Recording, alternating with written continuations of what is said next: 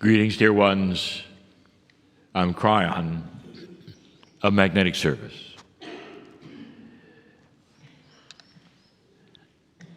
This is the 16th channel in the land of Egypt, part of a series. Well, you carry 100 attendees in the lower Nile this time, starting to visit some of the most magnificent structures that the Egyptians have created. If I had to title this channeling or this message, or even what you might call this quiet time, I would title it this: The Elegance of the Ancients. It's a common theme that you're going to be hearing from me and that you have heard. I want you to just take a moment and think about where you are in the Temple of Edfu. You'll notice the temples are getting larger. And as they become larger, you get to see some of the elegance of the geometry. Have you started counting pillars yet? I invite you to do so because of what I speak of next. Early in the morning, before the sun has arisen, is where you sit, dear ones, today, amongst the pillars of this great structure. When we speak of the ancients of Egypt, we speak about the pure times. When we speak about the elegance of what they did or what they knew or what they believed, we speak of the pure times. And the definition of the pure times would not necessarily fall into the dynasty numbers, but it's the middle times, the times before any conqueror or foreigner could become a pharaoh or become other belief systems spread here. A pure time meant that the Egyptian gods were still gods of love, before any others came and intertwined themselves through hundreds of years in belief, before any foreigner come and would be part of their management or politics or lineage. We speak of the pure times, pure Egyptian times, and what they wrote upon the walls for you to see about how they lived or what they believed. You sit in a place right now that wants to talk to you about some hidden things that you don't hear much about, but it's everywhere. Count the pillars. And you will find almost exclusively that the Egyptians were glued to base 12 mathematics. And we have said this before, and although it is not in Egyptology,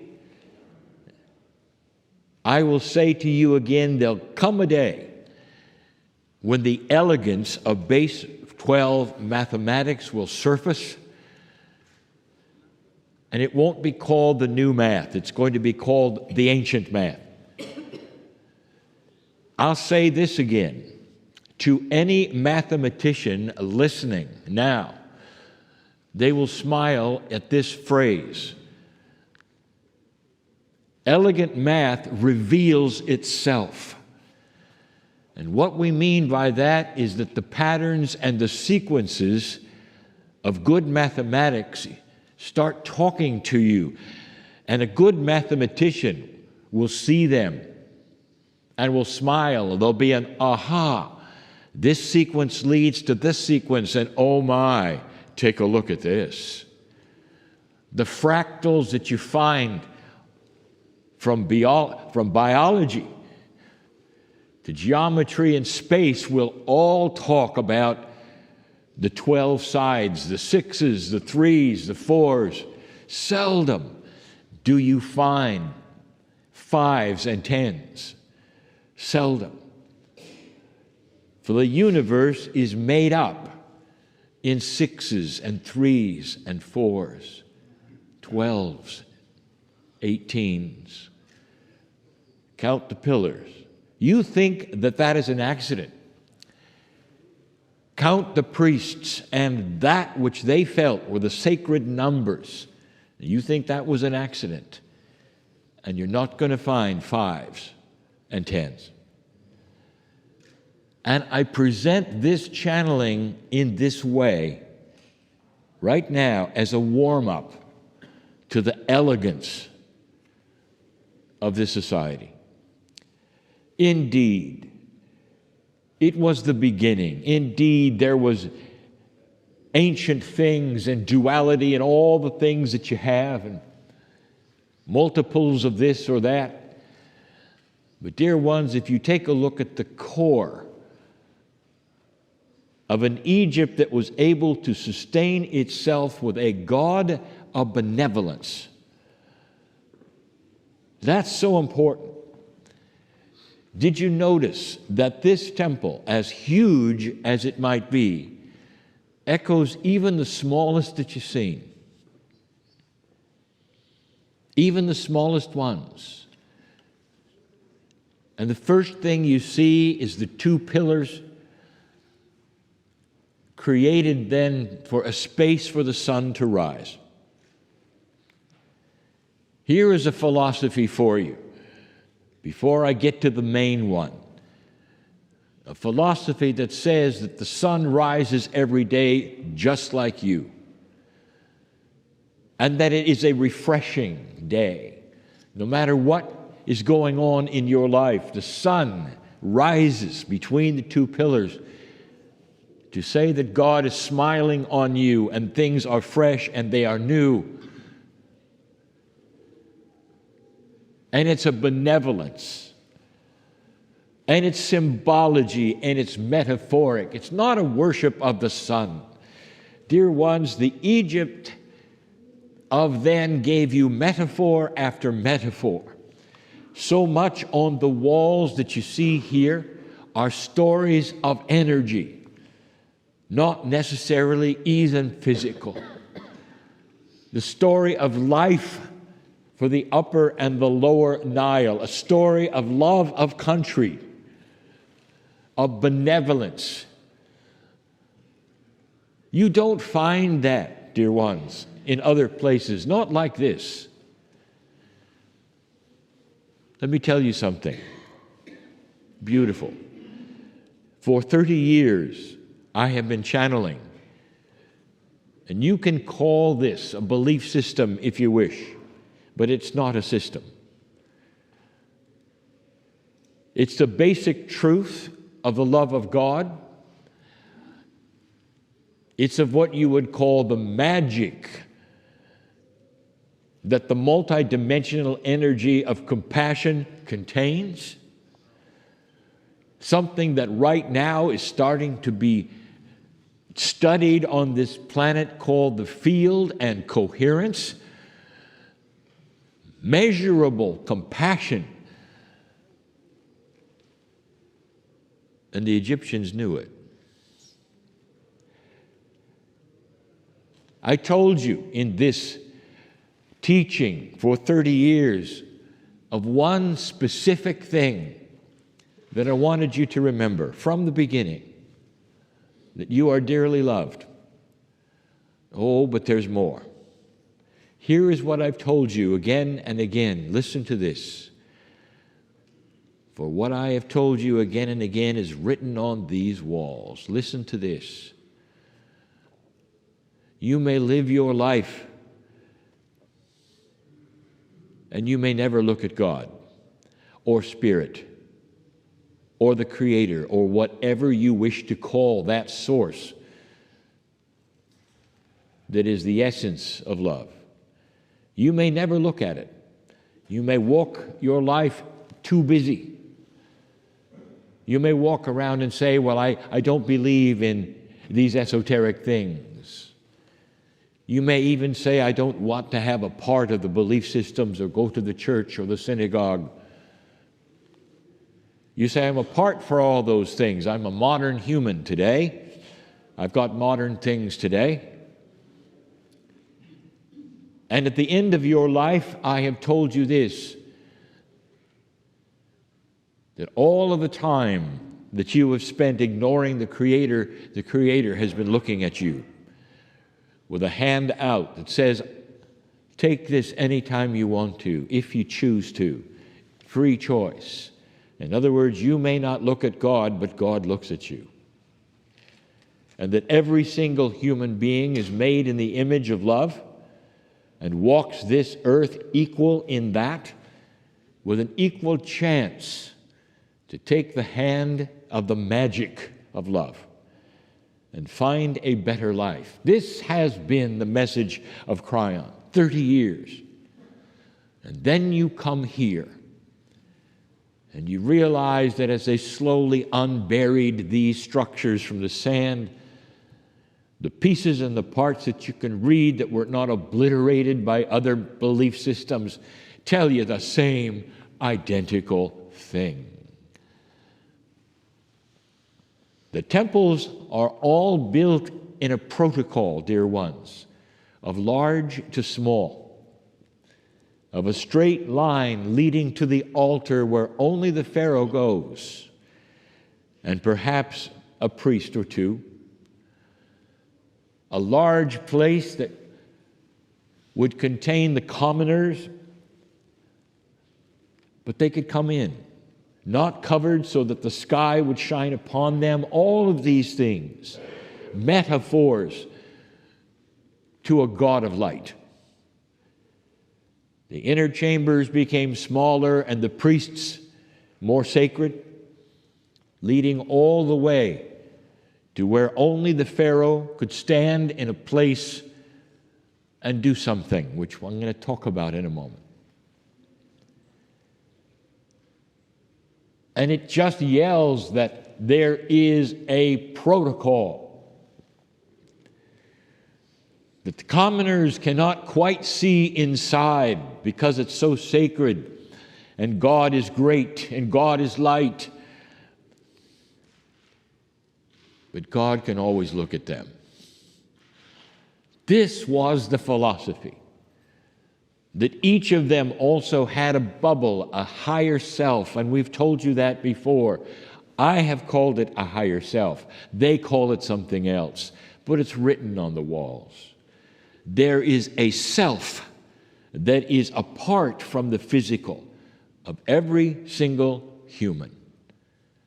And that self is the vehicle which carries the light that a human has to the next life, beyond the veil, after death.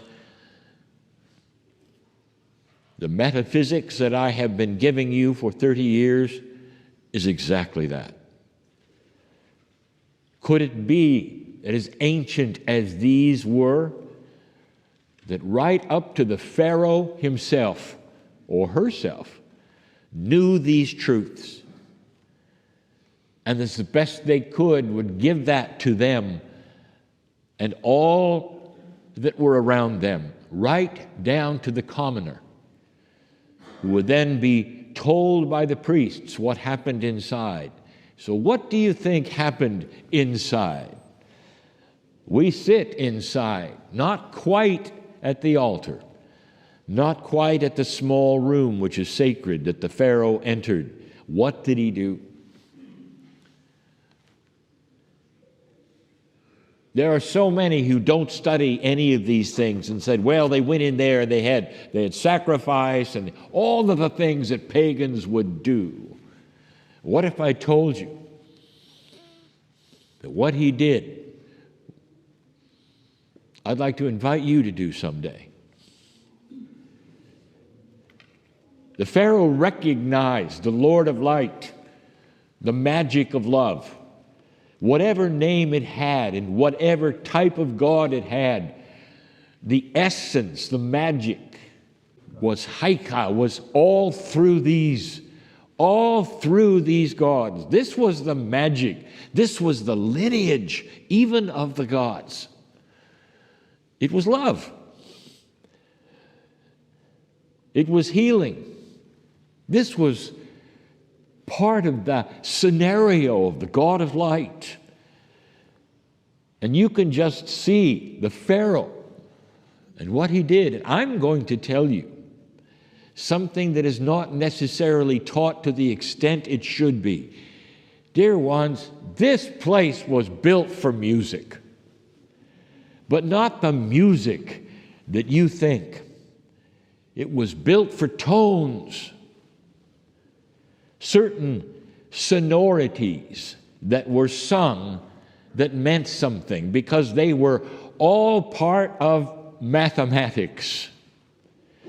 If I told you that you started this particular tour in the Great Pyramid of Giza and that inside the king's chamber it was about tones and mathematics,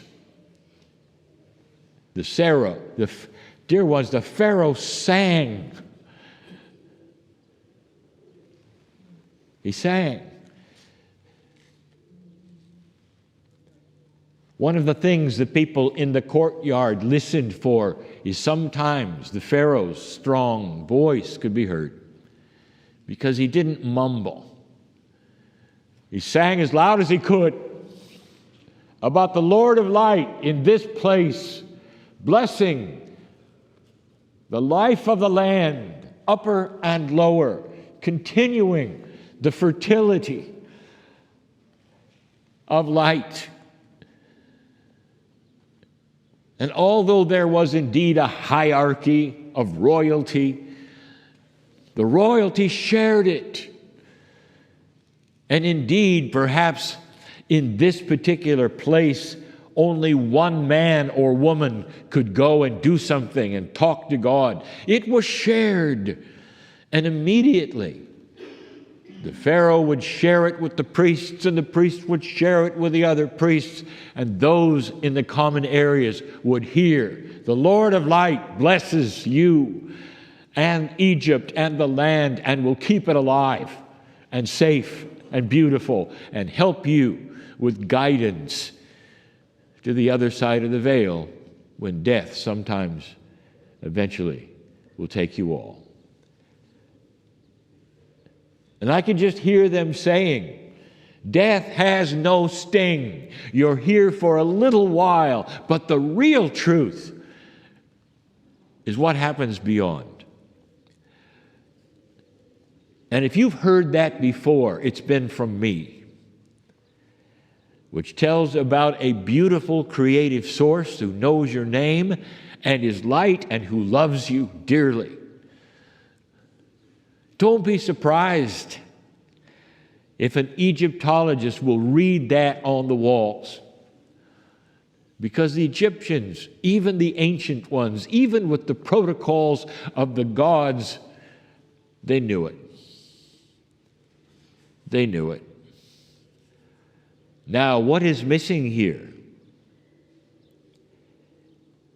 I will tell you that music, tones, tonalities, and the mathematics of the sounds meant something. And in an elegant society that used these things, there had to be musical notation. Not all of it was simply orally taught, because there had to be a protocol that was taught in the temples. Musical notation, that is a way to inscribe music in a way that generation from generation would know what the notes were and how they were combined. Every elegant society had musical notation. So I will say to the Egyptologist, have you found some things that you cannot interpret, or you're uncertain? Or are they a little too mystical, perhaps, to interpret properly? They might just be musical notation. Every elegant society also had that which respected its own history and the history before it, there had to be museums here, dear ones. And whether they were in the temples where they would belong or perhaps underground, they had their own museums. Sometimes archaeologists forget this, and they dig down and they find things and they say, well, this had to belong to a certain time or an era, not understanding they had just broken into an inner chamber of the museum of an ancient. It's here as well. This society was elegant, a society that had medicine, where they washed their hands so thoroughly they showed it on the walls as an indication that they understood there had to be something that later became germs. This is the elegance that we speak of the ancients. Not just that they had a God of love, but they used it.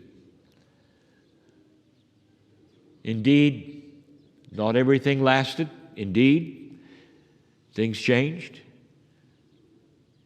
But I wish to honor the elegance of the writings on the walls, of those times which were pure.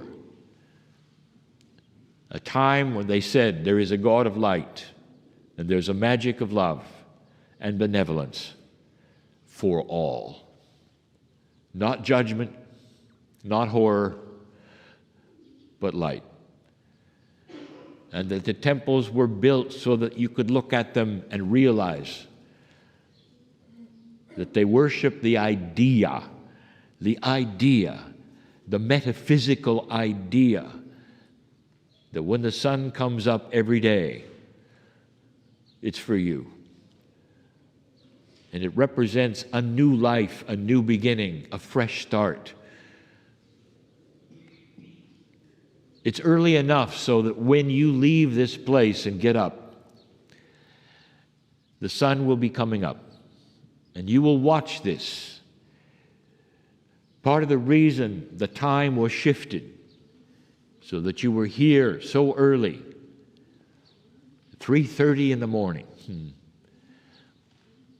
was so that you could stand in those early brisk hours and enjoy what the Egyptians talked about and why this temple is built the way it is. A metaphor for new beginnings. Don't be fooled by the idea that old is something that didn't work. What if it was just the opposite? There's a lot here to learn. Take these things and use them and discern them for yourself. Do not be confused by the duality that you also see on the walls, for they were human beings, just like you. You would say you believe in a very loving God. Indeed, if they could look at your history, they might be confused as well. Look for the light here and celebrate what they had.